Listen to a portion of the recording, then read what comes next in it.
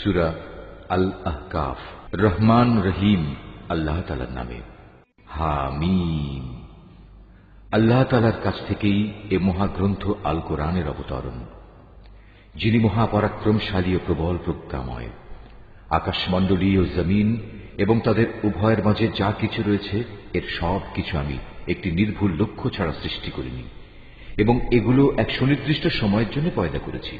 কিন্তু এ মহাসত্যের অস্বীকারী ব্যক্তিরা যে যে জিনিস দিয়ে তাদের সতর্ক করা হয়েছিল তার থেকে মুখ ফিরিয়ে নেয়।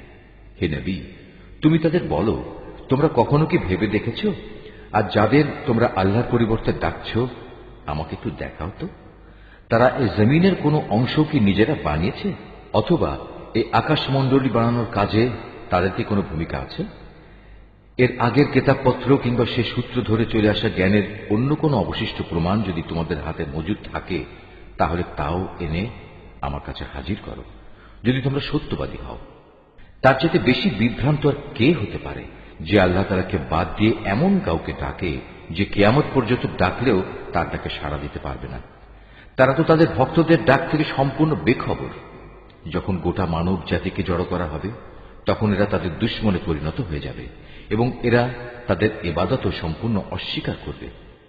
যখন এদের কাছে আমার সুস্পষ্ট আয়াতসমূহ পড়ে শোনানো হয়, তখন কাফেররা সে সত্য সম্পর্কে বলে, যা তখন তাদের সামনে এসে গেছে, এটা হচ্ছে সুস্পষ্ট জাদু। তারা কি একথা বলতে চায় সে রাসূল নিজেই তা বানিয়ে নিয়েছে? তুমি তাদের বলো, হ্যাঁ সত্যি, যদি এমন কিছু আমি আল্লাহর নামে বানিয়ে পেশ করি, তাহলে আল্লাহর ক্রোধ থেকে আমার বাঁচানোর জন্য তোমরা তো কোনো ক্ষমতাই রাখো না।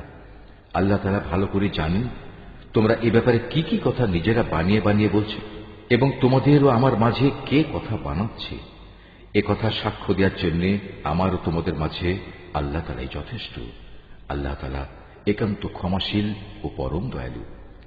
তুমি বলো, রাসূলদের মাঝে আমি তো নতুন নই, আমি এও জানি না আমার সাথে কি ধরনের আচরণ করা হবে এবং তোমাদের সাথেই বা কি ব্যবহার করা হবে।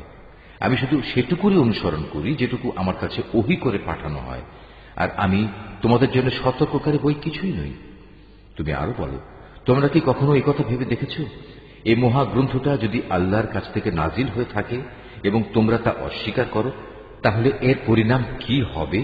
অথচ এ ধরনের এক ব্যাপারে বনী ইসরায়েলের একজন সাক্ষী সেখানে সাক্ষ্য প্রদান করে তার উপর ঈমান এনেছে। তারপরেও তোমরা অহংকার করলে, জেনে রেখো আল্লাহ তাআলা কখনো সীমা লঙ্ঘনকারীদের সঠিক পথে পরিচালিত করেন না। যারা অস্বীকার করেছে তারা ঈমানদারদের সম্পর্কে বলে, যদি ঈমান আনার মাঝে সত্যিই কোনো কল্যাণ থাকত, তাহলে কতিপয় সাধারণ মানুষ আমাদের আগে এ পথে এগিয়ে আসত না। যেহেতু এরা নিজেরা পথের কোনো দিশা পায়নি, তাই অচিরেই তারা বলতে শুরু করবে, এ তো হচ্ছে একটি পুরনো মিথ্যা অপবাদ। এর আগে মানুষদের পথপ্রদর্শক ও আল্লাহর রহমত হিসেবে মুসার কেতাব তাদের কাছে মজুদ ছিল, আর এ কেতাব তো পূর্ববর্তী কেতাবের সত্যতাও স্বীকার করে।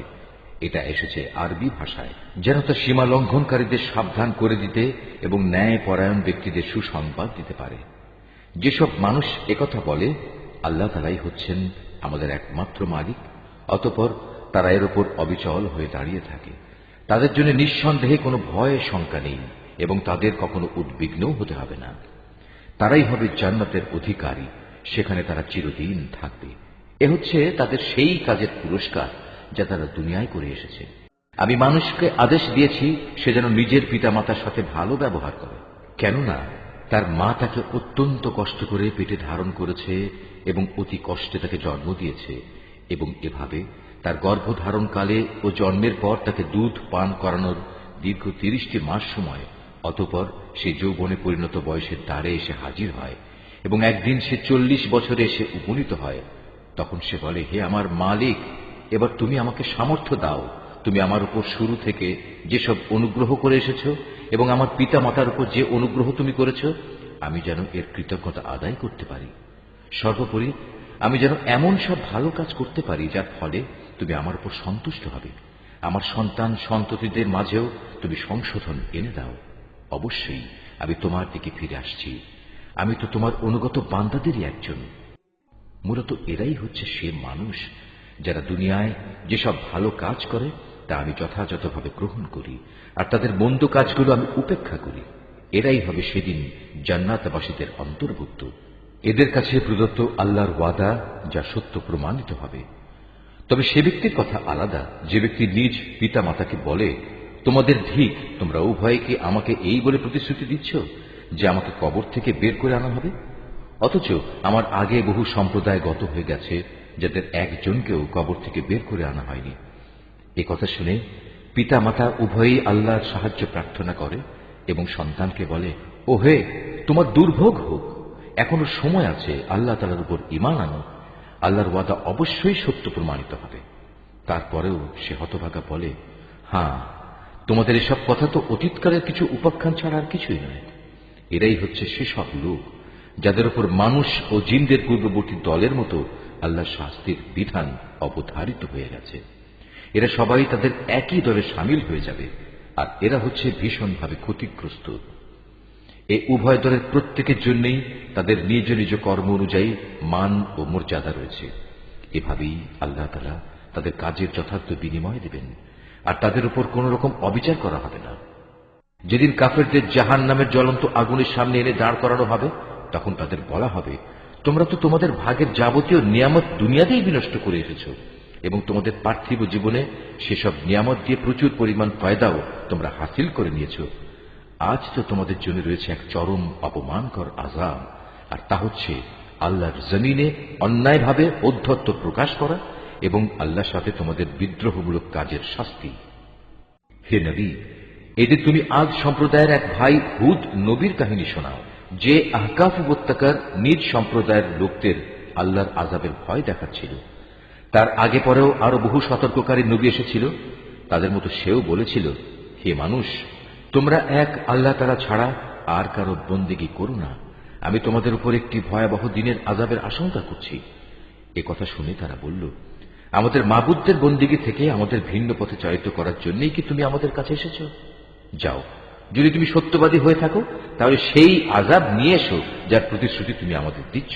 সে বলল, সে জ্ঞান তো একান্তভাবে আল্লাহ তাআলারই রয়েছে।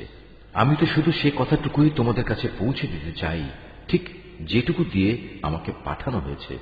কিন্তু আমি দেখতে পাচ্ছি তোমরা দারুণ অজ্ঞানতার মাঝে নিমজ্জিত একটি গোমরা জাতি। অতঃপর একদিন যখন তারা দেখতে পেল বড় একটি মেঘ খণ্ড তাদের জনপদের দিকে এগিয়ে আসছে, তখন তারা সমস্বরে বলে উঠল, এতে এক খণ্ড মেঘ মাত্র, সম্ভবত আমাদের উপর তা বৃষ্টি বর্ষণ করবে। হুদ বলল, না, এটি কোনো বৃষ্টি মেঘ নয়, এ হচ্ছে সে আযাবের বিষয় যা তোমরা ত্বরান্বিত করতে চেয়েছিলে। মূলত এ ছিল এক প্রলয়ঙ্করী ঝড়, যার মাঝে রয়েছে ভয়াবহ আযাব। এ ঝড় আল্লাহর নির্দেশে সব কিছুই ধ্বংস করে দেবে। তারপর তাদের অবস্থা সত্যি এমন হল যে তাদের বসত বাড়ি ছাড়া আর কিছুই দেখা গেল না। আমি এভাবেই অপরাধী জাতিসমূহকে তাদের কৃতকর্মের প্রতিফল দিয়ে থাকি। এই জমিনে প্রতিষ্ঠা লাভের জন্য তাদের যা যা আমি দিয়েছিলাম তা অনেক কিছুই তোমাদের দেইনি। শোনার জন্য আমি তাদের কান, দেখার জন্য চোখ ও অনুধাবনের জন্য হৃদয় দিয়ে রেখেছিলাম, কিন্তু তাদের সে কান, চোখ ও হৃদয় তাদের কোনোই কাজে আসেনি, কারণ তারা আল্লাহ তাআলার আয়াতসমূহকে অস্বীকার করতেই থাকলো, যে আযাবের বিষয় নিয়ে তারা হাসি তামাশা করত। একদিন সত্যি সত্যি তা তাদের উপর এসে পড়ল। তোমাদের চারপাশের আরো অনেকগুলো জনপদকে আমি একই কারণে ধ্বংস করে দিয়েছি। আমি বারবার ওদের কাছে আমার নিদর্শনসমূহ বর্ণনা করেছি যেন তারা আমার দিকে ফিরে আসে।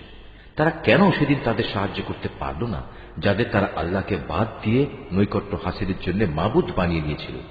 বরং আযাব দেখে তারাও তাদের ছেড়ে উধাও হয়ে গেল। মূলত এ হচ্ছে তাদের আল্লাহ তাআলা সম্পর্কে মিথ্যা ও যাবতীয় অলীক ধারণার পরিণাম। একবার যখন একদল জিনকে আমি তোমার কাছে পাঠিয়েছিলাম, তারা তোমার কোরআন পাঠ শুনছিল, তখন তারা সে স্থানে উপনীত হল। তখন তারা বলতে লাগলো, সবাই চুপ হয়ে যাও। অতঃপর যখন কোরআন পাঠের কাজ শেষ হয়ে গেল, তখন তারা এক একজন নিজের সম্প্রদায়ের কাছে আল্লাহর আযাব থেকে সতর্ককারী হিসেবে ফিরে গেল। তারা বলল, হে আমাদের জাতি, আজ আমরা এমন এক গ্রন্থ ও তার তেলাওয়াত শুনে এসেছি যা মুসার পরে নাজিল করা হয়েছে। এই গ্রন্থ আগের পাঠানো সব গ্রন্থের সত্যতা স্বীকার করে। এই গ্রন্থটি সবাইকে সত্য ও সঠিক পথের দিকে পরিচালিত করে। হে আমাদের জাতি, তোমরা সবাই মিলে আল্লাহর পথে আহ্বানকারীর এ ডাকে সাড়া দাও এবং তার রসুলের উপর ঈমান আনো। তাহলে আল্লাহ তাআলা তোমাদের যাবতীয় গুনাহ খাতা ক্ষমা করে দেবেন এবং তোমাদের কঠিন আযাব থেকে মুক্তি দেবেন। আর তোমাদের মাঝে যদি কেউ আল্লাহর পথের এই আহ্বানকারীর ডাকে সাড়া না দেয়, তবে তার জানা উচিত এই জমিনে আল্লাহকে ব্যর্থ করে দেওয়ার কোন রকম ক্ষমতাই সে রাখে না, বরং এই আচরণের জন্য সে আল্লাহর কাছে তার কোনই সাহায্যকারী পাবে না। এ ধরনের লোকেরা তো সুস্পষ্ট গুমরাহিতে নিমজ্জিত।